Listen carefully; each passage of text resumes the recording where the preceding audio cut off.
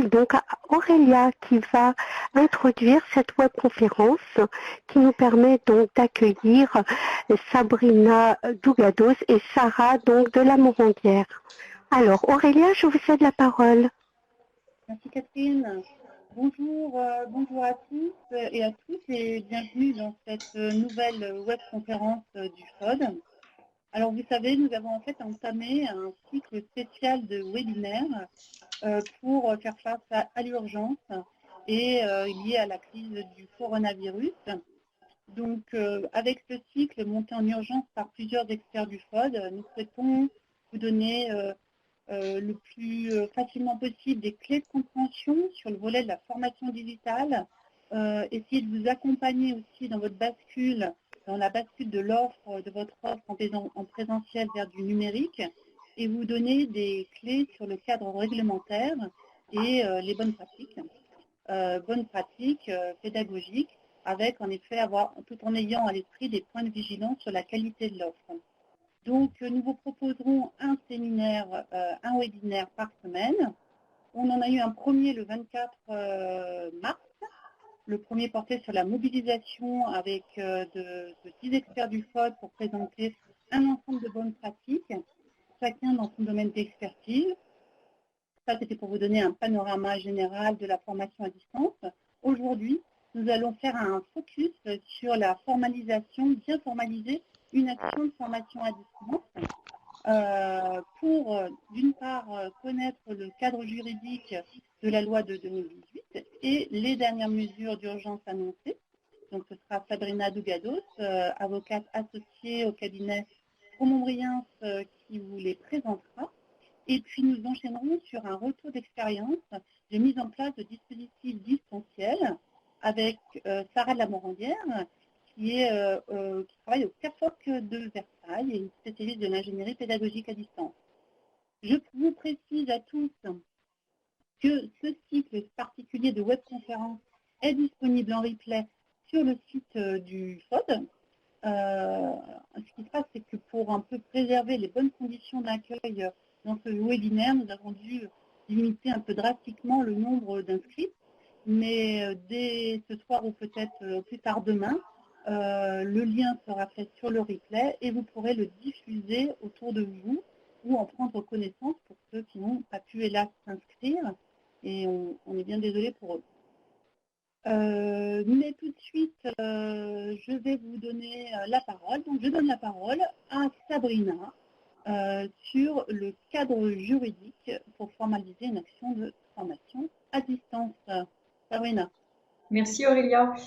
Alors, sur cette période très particulière de confinement, évidemment, le sujet, c'est de se rappeler peut-être les règles juridiques applicables lorsqu'on réalise une action de formation en digital et de façon plus spécifique, quelles sont finalement les mesures d'ajustement qui ont été prises et récemment confirmées par le ministère du Travail pour faire face effectivement à l'actuelle crise sanitaire qu'on est en train de vivre.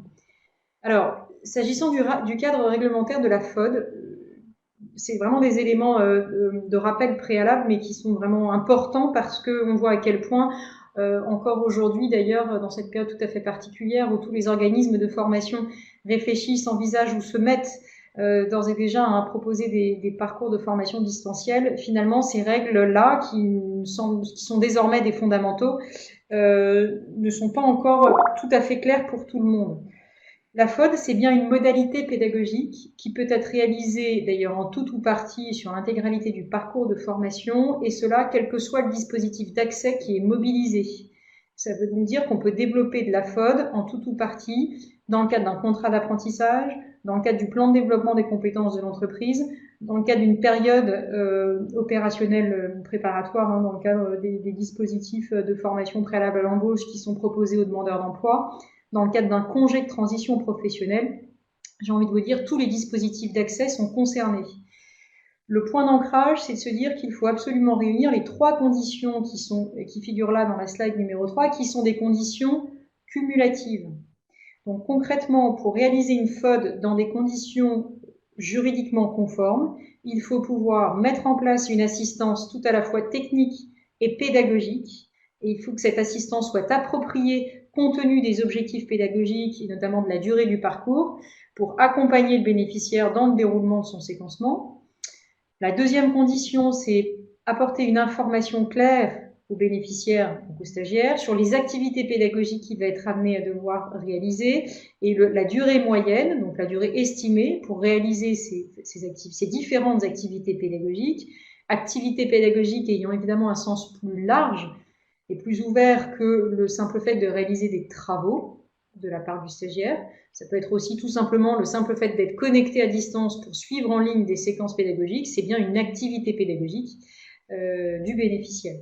Et enfin, troisième condition cumulative, des évaluations doivent permettre évidemment d'évaluer les connaissances, compétences acquises par le stagiaire, et ces évaluations, elles peuvent être uniques ou plurales, jalonner ou conclure l'action de formation, tout ceci dépendant évidemment à la fois des objectifs pédagogiques et puis bien évidemment de la durée du parcours de formation qui était réalisé à distance. Alors, de la même façon, s'agissant des preuves, des moyens de preuve d'une action de formation réalisée à distance, la grande nouveauté qui a été consacrée par la loi Avenir professionnel du 5 septembre 2018, c'est de considérer que quel que soit le dispositif d'accès, eh bien, les modalités de la FOD peuvent être démontrées par tout élément probant.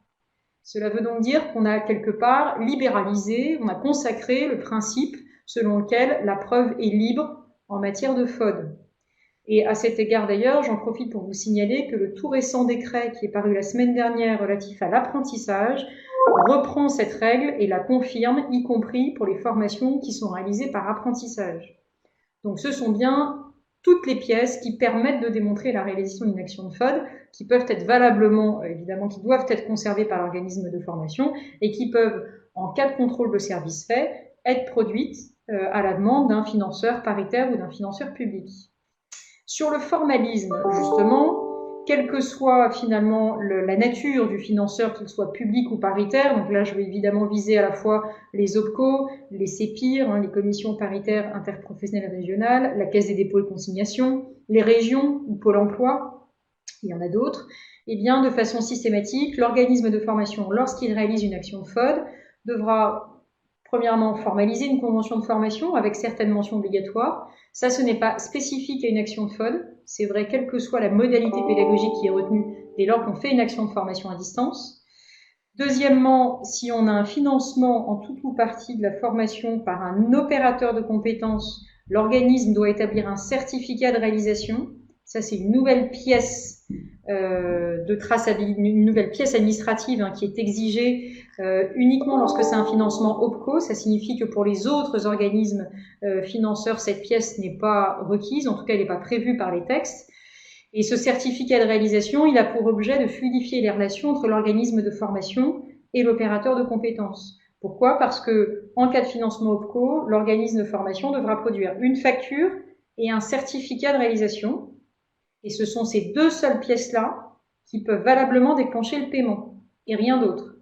Après, l'OPCO, en cas de contrôle de service fait, lorsqu'il veut vérifier les éléments qui sont déclarés dans le certificat de réalisation, il pourra, sur sa demande, parce qu'il fait un contrôle de service fait, demander les pièces, les éléments probants qui permettent de démontrer qu'il y a bien une action formative. Donc ça, qu'on soit en présentiel ou en distanciel, le certificat de réalisation, c'est une pièce qui est obligatoire, avec évidemment qui renvoie en fait à des éléments probants qui sont pas forcément les mêmes, évidemment, selon que la formation a été réalisée en présentiel. La pièce maîtresse reste dans ce cas-là évidemment la feuille d'émargement, ou en cas de formation distancielle, et là, les éléments probants sont bien différents, sont alternatifs à la feuille d'émargement, et sont tout à fait d'ailleurs variables en fonction des outils informatiques que vous utilisez et que vous mettez en place. Lorsque la formation à distance est prise en charge par un autre financeur, eh bien, c'est tout élément probant qui devra être produit ou éventuellement des attestations d'assiduité en fonction en fait des justificatifs qui sont demandés par le financeur. Et effectivement, là, ça dépend de chaque financeur des pièces justificatives qu'il est en mesure de demander.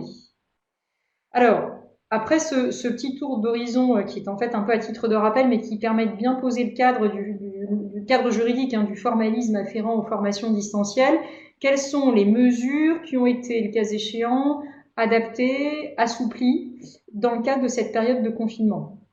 Évidemment, très vite, le ministère du Travail a pris des positions écrites au travers sous la forme de questions-réponses en matière de formation. Il y en a eu plusieurs, une en matière d'apprentissage, l'autre en matière de formation professionnelle. D'ailleurs, le question-réponse apprentissage a fait l'objet d'une mise à jour hier, qui date effectivement du 6 avril dernier. Donc, je n'ai pas eu le temps de la mentionner sur cette slide-là, la slide numéro 5. Quoi qu'il en soit, évidemment, la position est très claire. Le ministère du Travail préconise autant que possible la conversion des formations présentielles sous la forme de formation distancielle, puisque depuis le 16 mars dernier, tous les organismes de formation font partie de l'arrêté ministériel imposant la fermeture des établissements susceptibles de recevoir du public. Donc, exit des formations présentielles. Dans ces conditions, évidemment, tous les organismes de formation sont appelés finalement à proposer des formations distancielles. Alors, beaucoup d'informations ont circulé autour de la question de savoir si des règles d'assouplissement s'agissant du formalisme allaient être mises en place par les financeurs. Moi, je serais très mesurée et très prudente. Je vais vous les énoncer. Il y en a quelques-unes qui ont été adoptées, mais elles sont vraiment adoptées à la marge pour certains dispositifs d'accès. J'aurais envie de vous dire que s'il y a une idée à retenir, c'est globalement, s'il n'y a pas de formation en présentiel, de fait, qui a pu être convertie sous la forme d'une formation à distance, le principe, c'est la suspension des paiements, des prises en charge. Et globalement, le principe reste le même. Les financeurs n'ont vocation à payer les prestations de formation sous réserve de leur bonne réalisation. Voilà. Alors, les assouplissements qui ont été apportés sont introduits pour trois dispositifs. L'apprentissage, pour lequel on a une position très claire, qui est d'ailleurs constante, qui n'a pas évolué ces derniers jours du ministère du Travail, selon lesquels les opérateurs de compétences maintiennent le financement des formations dans le cadre des niveaux de prise en charge, donc selon les nouvelles règles applicables, même lorsque les formations proposées par les CFA ne peuvent pas être dispensées sous la forme de formation à distance. Donc même s'il n'y a plus du tout de formation, les financements sont maintenus, les financements des coûts pédagogiques pour les CFA. Donc ça, c'est une règle tout à fait dérogatoire qui est applicable pour les contrats d'apprentissage et qui n'est pas applicable pour les contrats de professionnalisation. Là, il y a eu une sorte de tergiversation et des discussions très clairement intervenues entre les financeurs et le ministère du Travail notamment. Concrètement, des derniers échanges qui en ressortent, on comprend bien que cette règle dérogatoire n'est applicable que pour l'apprentissage et non pas pour les contrats de professionnalisation. Ce qui signifie que pour les contrats de pro, si j'ai pas de formation proposée à distance, eh bien j'ai plus de prise en charge de mes coûts pédagogiques. Deuxième dispositif, c'est le congé de transition professionnelle. Donc, c'est l'alternative au CIF. Enfin, c'est le dispositif qui est venu remplacer le CIF depuis la loi Avenir Professionnel. Dans ce cadre-là, les CEPIR, effectivement, vont maintenir les financements dès lors que les formations sont réalisées à distance.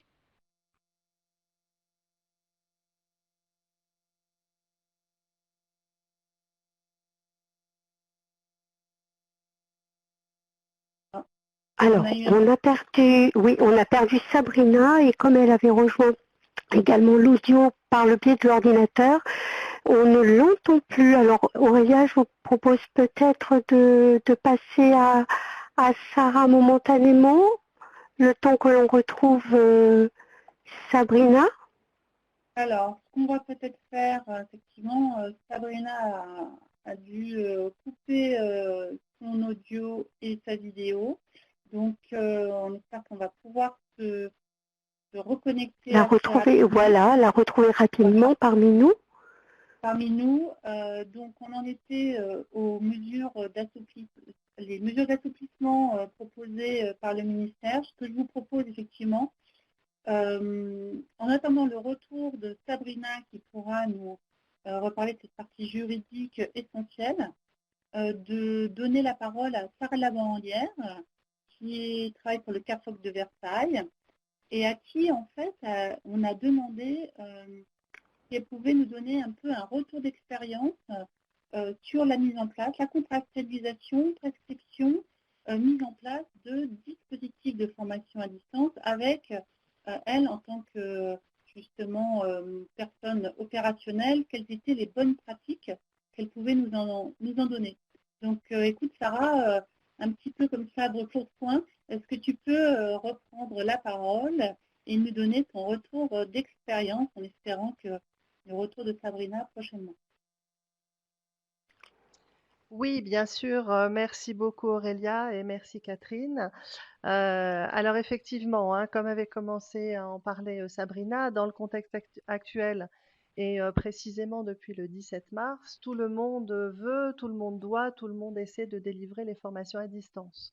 Donc pour les organismes de formation, il s'agit de mettre à distance des formations qui en très grande majorité étaient prévues en présentiel, totalement ou en grande partie en tout cas. Donc après cette première partie juridique, bien qui sera complétée tout à l'heure, donc je vais aborder, comme a dit Aurélia, la partie recommandations et bonnes pratiques. Donc je vais centrer mon propos sur 4 axes qui sont à mon sens les fondamentaux pour cette mise à distance de la formation. Ce sont 4 piliers: contractualiser, prescrire, jalonner le parcours, certifier de la réalisation. À chaque fois, j'y apporterai des exemples concrets. Alors tout d'abord, le premier pilier, la contractualisation. Donc en passant la formation à distance, c'est-à-dire en la transformant, on change évidemment les modalités de réalisation de la formation. Donc là, mon propos s'inscrit vraiment dans le contexte que l'on connaît actuellement, qui est évidemment très spécifique. Donc transformer la formation pour la passer à distance avec des guillemets, il faut donc en premier lieu vérifier les termes de la contractualisation initiale. Sabrina Dougados a parlé en premier point de contractualisation. Est-ce qu'il était prévu dans la contractualisation initiale la modalité à distance? Si cette modalité n'était pas prévue, alors ça veut dire qu'il faut ajouter la modalité FOAD et le cas échéant peut-être modifier la durée ou en tout cas ajouter la modalité FOAD et y attacher une durée. Au CAFOC, nous utilisons un avenant à la convention de formation ou au contrat individuel de formation. Donc, dans la mesure où la formation a démarré avant le 16 mars et où la modalité a évolué, nous faisons un avenant. Donc, s'il n'était pas prévu initialement de la FOAD, il faut prévoir et préciser plusieurs choses. Donc, les 3 principaux éléments pour être en conformité avec le cadre juridique, ce que Sabrina a rappelé en premier, une assistance technique et pédagogique appropriée pour accompagner le bénéficiaire dans le déroulement de son parcours. Donc ça va être le premier point à prévoir et à stipuler dans l'avenant, ainsi qu'une information du bénéficiaire sur les activités pédagogiques à effectuer à distance avec leur durée moyenne, ainsi que des évaluations qui vont venir jalonner et conclure l'action de formation.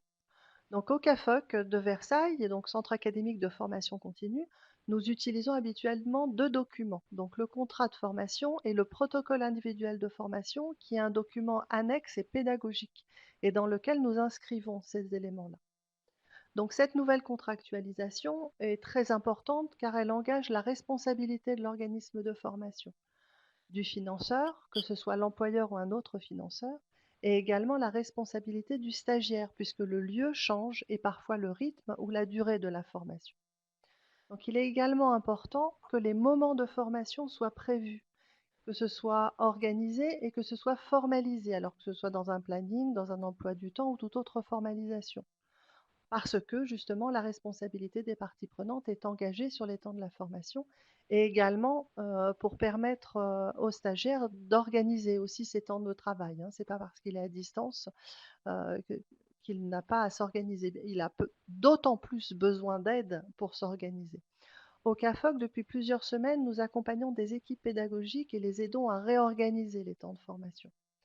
En effet, un emploi du temps prévu en présentiel ne se transforme pas spontanément à distance.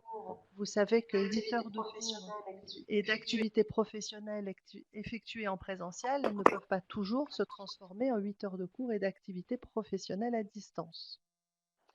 Le deuxième pilier, ensuite, c'est la prescription. Donc, en changeant de modalité de formation, il est important de revoir la prescription de la formation. Cette prescription, elle a une durée prévue pour des activités pédagogiques en présentiel initialement. En passant en formation à distance, les formateurs vont prescrire des activités à réaliser à distance, en autonomie, et y associer des durées moyennes estimées pour les réaliser. C'est un changement important pour le formateur et aussi pour le stagiaire. Ce que l'on fait au CAFOC, c'est que l'on répartit les tâches entre les membres de l'équipe pédagogique. Et c'est dans le document annexe dont je vous parlais précédemment que nous précisons qui assure l'assistance technique et l'accompagnement pédagogique. Nous précisons la nature des activités à réaliser à distance avec leur durée moyenne et nous précisons les jalons qui sont pour nous des points d'étape. Il faut également travailler là à la réorganisation de la formation et de certaines activités pédagogiques. C'est-à-dire se poser la question, est-ce qu'il faut tout passer à distance? Ou bien est-il possible ou est-il nécessaire de délivrer une partie de la formation à distance? Et à ce moment-là, faut-il en reporter la fin de façon à prévoir des temps de formation en présentiel, avant une épreuve, un examen, pour une évaluation en situation ou un jury? Peut-on travailler toutes les compétences et les connaissances à distance lorsque l'ingénierie pédagogique, le déroulé pédagogique, le scénario ont été établis pour une formation en présence? Alors, ce n'est pas toujours le cas, effectivement. Donc, nous, comment nous faisons ce choix, si nous avons le choix? Nous pouvons proposer de délivrer la formation entièrement à distance, à condition que ce soit pertinent et cohérent, à condition que ce soit pertinent et cohérent, excusez-moi, d'un point de vue pédagogique, pour l'atteinte des objectifs du stagiaire, c'est-à-dire pour le développement de ses compétences, mais également à condition que cela corresponde à ses besoins et à ses possibilités, c'est-à-dire ses disponibilités, le matériel dont il dispose, sa maîtrise des outils pour la formation à distance, sa capacité à travailler seul. Donc, le cas échéant, nous retravaillons le planning et l'emploi de sa formation, afin d'adapter au mieux, au plus près de ses besoins et de ses possibilités. Le troisième pilier, ce sont les jalons, c'est-à-dire des évaluations qui jalonnent la formation. Donc au CAFOC, nous considérons que ce sont des étapes. Donc nous planifions des points d'étape qui sont des temps d'activité d'évaluation pour vérifier et valider des acquis. Ce qui veut dire que ces temps d'évaluation, ces activités d'évaluation sont annoncées par le formateur et sont vérifiées pour valider des acquis. Alors, que peuvent être ces activités? Eh bien, toute activité permettant au formateur de vérifier un acquis. Ça peut être un écrit sur un thème à présenter pour vérifier la compréhension du sujet d'étude et la capacité rédactionnelle. Ça peut être une vidéo du stagiaire se filmant, lisant un texte. Ça peut être quelques photos du stagiaire à différentes étapes d'une fabrication. Ça peut être la participation lors d'une classe virtuelle avec des interventions permettant au formateur de valider la compréhension et la reformulation, etc. Donc c'est le formateur qui détermine les activités puisque c'est lui l'expert pédagogique. Notre recommandation, c'est que le formateur formalise les prescriptions, c'est-à-dire les activités à réaliser, pour garder des traces et pour pouvoir effectuer effectivement le suivi et avoir les éléments probants. Donc il précise les durées moyennes estimées pour réaliser et toujours les jalons. Donc ce que nous utilisons au CAFOC comme document, c'est une fiche de prescription et de suivi individuel dans laquelle le formateur inscrit ce dont je viens de vous parler. Donc pour chaque stagiaire, une fiche de prescription et de suivi totalement individuelle. Le formateur inscrit l'activité à réaliser, la durée estimée pour faire ce travail et le jalon pour validation et évaluation. Le quatrième pilier, c'est le certificat de réalisation ou l'attestation d'assiduité. Donc il s'agit de collecter et de centraliser des informations. Chez nous, si c'est un formateur qui intervient, et un seul, dans le cadre d'une formation très courte ou courte, alors il a tous les éléments pour établir le document. Si c'est une équipe de formateurs, alors le formateur référent ou le coordonnateur pédagogique, le cas échéant, regroupe les informations nécessaires à l'établissement du document. Donc pour établir le document, il s'appuie sur le contrat de formation, les fiches de prescription et de suivi individualisé, qui comportent les activités, les durées moyennes et les jalons. Alors, qui établit ce document? Eh bien, lorsque ces éléments sont collectés, selon l'organisation et la constitution de l'équipe pédagogique, ça peut être soit le coordinateur pédagogique, soit le formateur référent, soit le formateur s'il est tout seul. Donc, au CAFOC, ce peut être directement le formateur s'il a été le seul à intervenir en formation.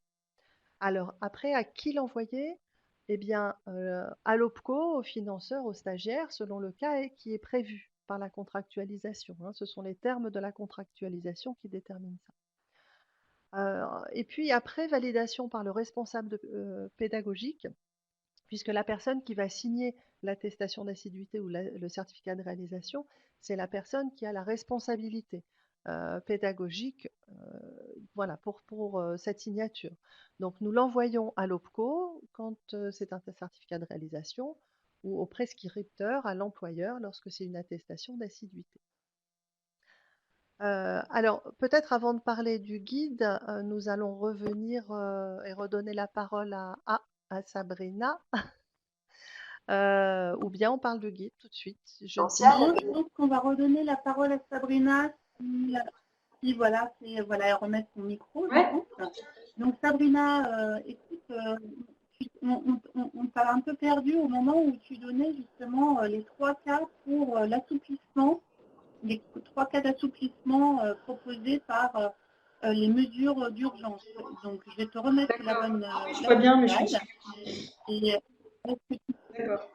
si tu peux revenir justement sur ces 3 cas. Ok. Voilà. Donc ce que je vous disais, c'est que tu avais donc dit pour l'apprentissage et le congé de transition professionnelle, c'était bon. Je pense qu'on était plutôt déjà sur les formations Pôle emploi. Pôle emploi a pris une position d'assouplissement qui consiste effectivement, par principe, à maintenir les prises en charge dès lors que les formations sont proposées à distance, mais selon des modalités qui sont évidemment ajustées. Donc sur ce point-là, effectivement, Pôle emploi a rédigé des éléments assez précis à cet égard pour prévoir par exemple, je vais vous en citer une parce que je ne vais pas toutes vous les commenter, mais pour prévoir notamment que les prises en charge sont maintenues, mais selon des modalités quand même un peu ajustées. On va dire c'est pas 100% des coûts initialement prévus dans le cadre du marché public qui seront maintenus, c'est uniquement une partie en fonction notamment du nombre de stagiaires qui ont pu être effectivement inscrits et suivre à distance des formations. Donc dans le cas où on a 1 ou 2 stagiaires parmi les inscrits initiaux qui suivent la formation, la facturation par Pôle emploi, la facturation de l'organisme de formation sera bien réglée par Pôle emploi sur une base forfaitaire correspondant à 50% du nombre d'heures initialement prévues. Et dès lors qu'on a au moins 3 stagiaires inscrits en formation qui suivent des formations à distance, eh bien, c'est bien une couverture du financement qui sera assurée par Pôle emploi à hauteur de 90% du nombre d'heures initialement prévues. Voilà, donc Pôle emploi a plutôt prévu ce type de mesures, on va dire assez pragmatiques, pour faire en sorte qu'il y ait bien un principe de maintien des financements, on va dire de façon ajustée, compte tenu des modalités alternatives proposées par les organismes de formation. Voilà. Sinon, pour les autres dispositifs d'accès, globalement, on n'a pas de règles d'assouplissement majeur qui consisterait à dire parce qu'on est en période de confinement, le financeur prendra à 100% en charge les formations distancielles sans aucune sans aucune modalité de contrôle. Évidemment, c'est pas le propos et en tout cas, c'est pas du tout la position du ministère du Travail.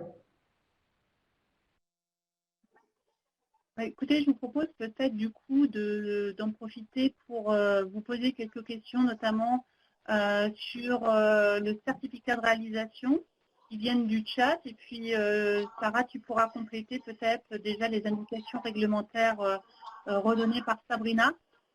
Donc, si vous êtes d'accord, donc parmi les questions, je ne vois pas très bien les questions du chat.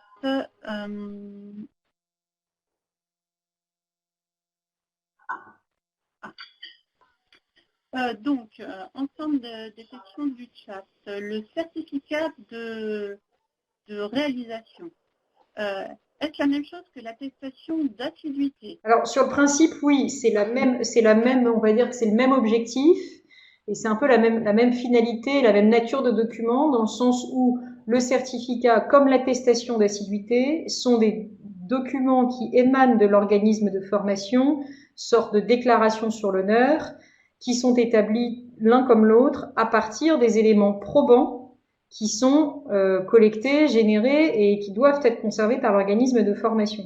Après, leur dénomination n'est pas tout à fait la même. Et ceci étant dit, s'agissant du nouveau document qui s'intitule certificat de réalisation, les textes légaux ne définissent pas le contenu du certificat de réalisation. Mais ce qu'on peut se dire, c'est que l'esprit de ce document-là, c'est bien pour l'organisme de formation de déclarer et de certifier donc que les formations ont bien été réalisées, avec évidemment des précisions sur l'intitulé de la formation, son objet, le nombre de stagiaires inscrits, les stagiaires qui l'ont suivi, la durée et la période de réalisation de l'action de formation.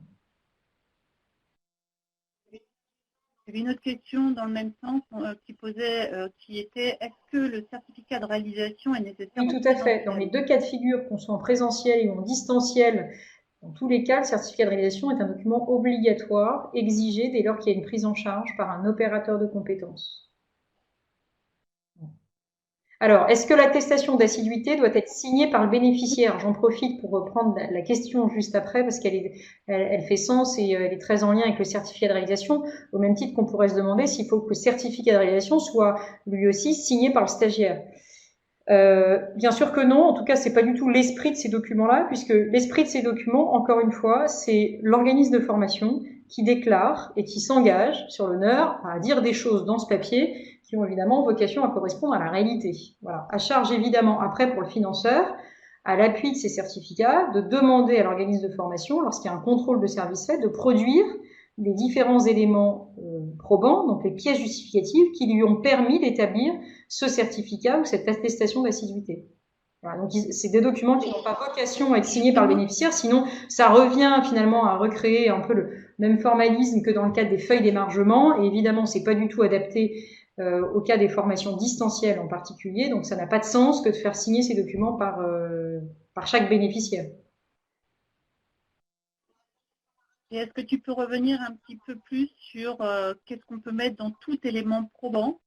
Alors, tout élément probant, quand on est en formation distancielle, ça va éminemment dépendre des outils pédagogiques et des outils informatiques que vous utilisez pour réaliser vos séquences à distance.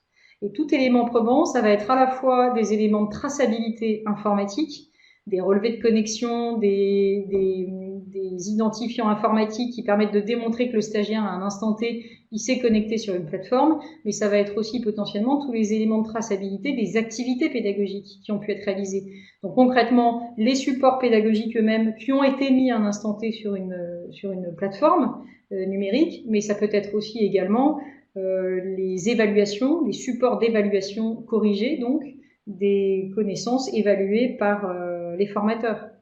Donc des traçabilités de QCM, d'études, de cas, de visio-conférences, de chat en ligne, voilà. Donc, j'ai envie de vous dire, les modalités sont infinies. Donc en fait, il y a autant d'éléments probants envisageables qu'il y a de modalités à la fois techniques et pédagogiques possibles dans le cadre de la FOD. Le tout, c'est de se dire que plus vous avez, en fait, j'ai envie de vous dire que, d'ailleurs, c'est un peu un principe de bonne logique, plus les parcours de formation sont longs et multimodaux, plus les éléments probants doivent être relativement variés et nombreux. Parce qu'en fait, plus vous aurez d'éléments probants pour un même parcours pédagogique relativement long, et plus vous allez avoir un faisceau d'indices qui va permettre de démontrer et de convaincre le financeur de ce que, effectivement, le parcours tel que vous l'avez présenté correspond bien à la réalité. Très bien, merci beaucoup. J'avais une question aussi pour là, plutôt dans ces cas-là de formation courte, qui sont des formations pour des artisans, et avec une question qui portait sur est-ce qu'on doit obligatoirement avoir une production intellectuelle des stagiaires à fournir dans le cas de preuve, ou est-ce qu'on peut apporter d'autres types de preuves que des productions de travaux intellectuels? Alors, les activités pédagogiques, à mon sens, c'est pas exclusivement et uniquement des travaux, des productions intellectuelles du stagiaire. Donc, le fait de suivre des séquences à distance, c'est une activité pédagogique. Ce qui est certain, c'est que, à minima, il faudra au moins une modalité d'évaluation, puisque ça fait partie de la troisième condition, vous savez, que j'ai rappelé tout à l'heure sur les 3 conditions cumulatives d'une action de FOD. Donc, il faut une évaluation. Donc, à un instant T, si la formation est courte, par exemple, et si évidemment les activités, les productions intellectuelles ne se prêtent pas du tout à la séquence pédagogique, il faut à minima une évaluation en fin de formation, type QCM. Et là, on aura bien une évaluation qui permette de démontrer qu'il y a une séquence formative. Donc on a bien compris que les 3 conditions étaient cumulatives, mais qu'effectivement, quand il n'y avait pas du tout de production intellectuelle, on pouvait proposer d'autres types d'activités pédagogiques, de résultats, ouais. Une captation vidéo, des choses comme de ce type-là. Une autre question qui porte, elle, toujours sur les aspects contractuels. Transition Pro Île-de-France nous demande un PIF, un protocole individuel de formation, en plus de la déclaration de réalisation. Compliqué de faire ce PIF en gestion de crise. Donc effectivement, les mesures d'urgence souhaitaient assouplir un certain nombre de conditions. Mais là, on s'aperçoit que dans ce cas-là, voilà, on demande un PIF en plus d'une déclaration de réalisation. Oui, ça forcément, c'est pas très approprié, pas très adéquat, surtout vu la période actuelle, puisque le PIF suppose, il y a une convention en fait, qui suppose être signée de façon tripartite avec le stagiaire, l'organisme de formation et le financeur ou l'employeur. Mais là, je comprends que c'est le financeur dans le cadre d'un congé de transition professionnelle. Donc, ce qui serait bien, c'est de façon assez pragmatique de revenir, de se rapprocher du financeur concerné pour voir dans quelle mesure il n'y a pas une alternative au PIF, sachant que, je le rappelle, le PIF n'a jamais constitué un document obligatoire au sens de la loi. Il a été préconisé par l'administration dans le cadre d'une circulaire maintenant assez ancienne qui datait de 2001, circulaire qui depuis a été abrogée, enfin qui est devenue caduque, on va dire. Ça reste une bonne pratique parmi d'autres, mais c'est très clairement pas un document incontournable et c'est très clairement pas un document obligatoire quand il y a une prise en charge par un financeur paritaire, qu'il s'agisse d'un OPCO ou d'une association de transition pro. Et donc, si on parle de la durée maintenant, il y a plusieurs questions qui évoquent la durée. Concrètement, nous n'avons pas justifié la durée réelle des activités pédagogiques réalisées en synchrone et asynchrone. Question posée. Effectivement, les éléments, très clairement, le cadre réglementaire n'impose pas, et même j'ai envie de vous dire n'impose surtout pas, d'établir les temps de connexion, la durée réelle des séquences de formation réalisées à distance. On est bien sur des durées moyennes, donc on est bien sur des durées forfaitaires estimées en amont par l'organisme de formation, à charge évidemment après pour l'organisme de formation de démontrer que l'estimation de ces durées apparaît cohérente par rapport évidemment aux objectifs pédagogiques qui sont visés et aux modalités de séquencement qui sont proposées et mises en place par l'organisme de formation. Très bien. Il y avait aussi une question, alors c'est autre chose, c'est sur la durée toujours, mais la durée de conservation des preuves. Alors les éléments probants sont conservés 3 ans, 3 années plus années en cours. Alors c'est exact en droit de la formation, tout à fait. C'est-à-dire que à l'égard de l'administration et donc des agents de contrôle de l'État susceptibles de contrôler un organisme de formation, la durée de prescription, c'est effectivement 3 ans plus l'année en cours. Alors attention quand même, parce que c'est une durée de prescription de l'action publique pour vous protéger, entre guillemets, et vous donner de la visibilité par rapport à un éventuel contrôle de l'administration. Il faut savoir que cette durée ne correspond pas exactement à la durée de prescription applicable dans les relations entre professionnels, dans les relations commerciales entre professionnels. Donc vis-à-vis de vos clients, la durée de prescription est d'au moins 5 ans à compter de la fin de la formation. Voilà. Et donc j'ai envie de vous dire, à minima 3 ans plus l'année en cours, dans la perspective de vous prémunir d'un contrôle administratif, c'est déjà très bien. Et enfin, des questions sur la convention de formation. La convention de formation doit-elle être établie pour une formation financée par le CPF? Alors, ça c'est... Doit-on faire des avenants aux conventions déjà existantes? Alors ça, c'est une bonne question. Dans le cadre du CPF, les conditions générales de financement et d'utilisation de la Caisse des dépôts et consignations se substituent à tout contrat de formation professionnelle entre le candidat, puisque le CPF, par définition, c'est un dispositif individuel qui est propre à l'individu, donc au stagiaire. Donc, ces conditions générales ont vocation à substituer à toute convention entre le candidat, le stagiaire, et l'organisme de formation. Pour autant, à ce jour, dans la mesure où on n'a pas encore un mode opératoire défini et des conditions générales de la CDC applicables en matière d'abondement, quand je parle d'abondement, vous savez, c'est les financements complémentaires que peuvent faire les entreprises pour une formation mobilisée par un salarié dans le cadre de son CPF, sachant qu'il y a quand même beaucoup d'entreprises qui envisagent ou qui aujourd'hui d'ailleurs abondent le CPF de leurs collaborateurs. Et bien dans ce cadre-là, effectivement, vous avez tout intérêt à établir une convention de formation pour préciser les règles applicables si l'entreprise abonde le CPF de son collaborateur. Et quand il s'agit d'avenants aux conventions déjà existantes, pour préciser le distanciel mis en œuvre suite à la période du Covid-19, doit-on faire des avenants à ces conventions déjà Oui, vous avez intérêt à prévoir un avenant, ne serait-ce que pour préciser les modalités selon lesquelles vous allez vous engager finalement à proposer une solution alternative aux formations présentielles. Donc pour vous assurer, en fait, j'ai envie de vous dire que l'avenant, il a vocation à sécuriser les relations contractuelles et en fait les droits et obligations des parties, c'est-à-dire quelque part en pratique de préserver aussi les intérêts de l'organisme de formation. Donc évidemment, comme le disait d'ailleurs Sarah, à guise de bonne pratique, mais je le recommande aussi tout à fait d'un point de vue juridique, l'avenant il est obligatoire nulle part. C'est-à-dire que vous n'avez aucun texte qui vous dit qu'il faut obligatoirement un avenant.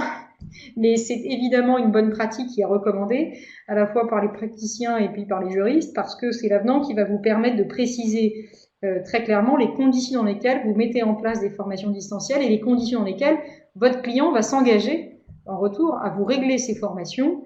Et évidemment, dans ce cas-là, il ne pourra pas vous opposer la force majeure parce que justement parce qu'il y a un cas de force majeure, vous proposez une solution alternative qui est bien non pas de reporter ou d'annuler de façon temporaire, mais d'assurer des formations de façon distancielle.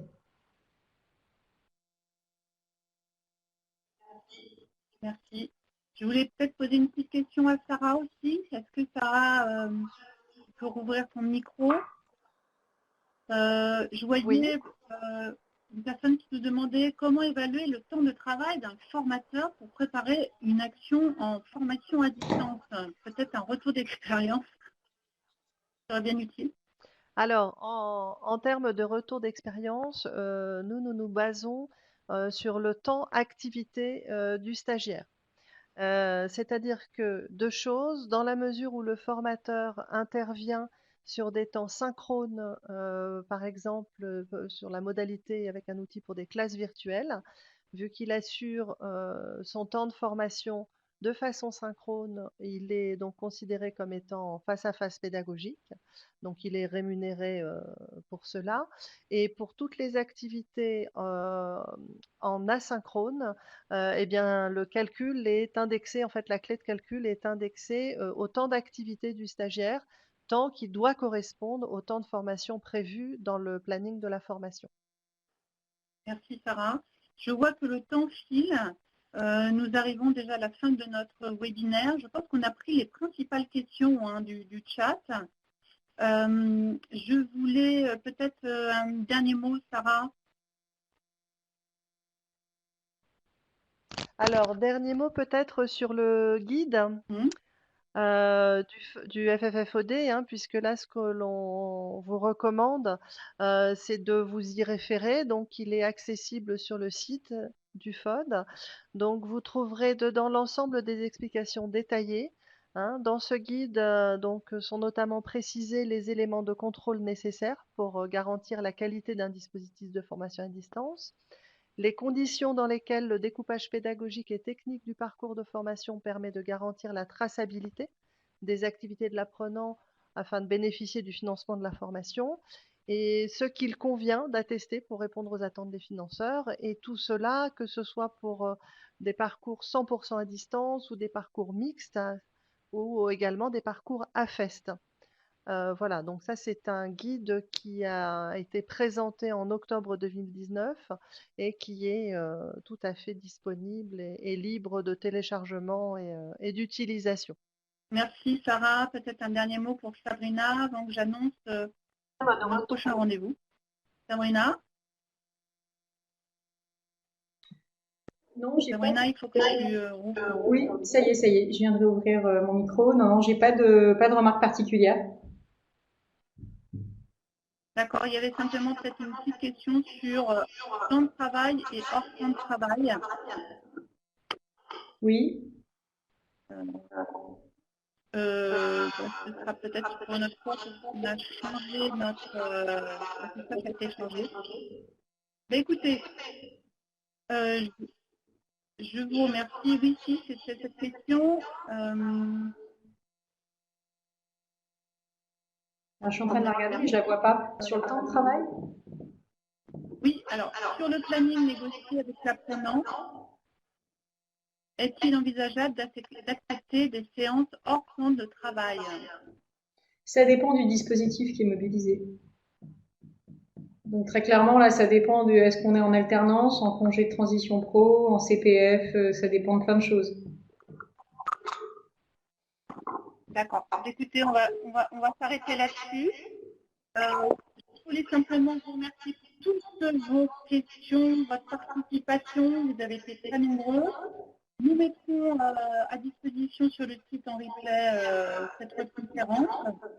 Et puis, je vous annonce que la semaine prochaine, le prochain webinaire portera sur plus spécifiquement l'apprentissage. Donc, comment assurer la continuité pédagogique dans l'apprentissage et l'alternance. Ce sera à 14h, 14h45 la semaine prochaine. Je remercie tous, je remercie beaucoup nos intervenants d'avoir répondu à toutes ces questions. À très bientôt. Merci.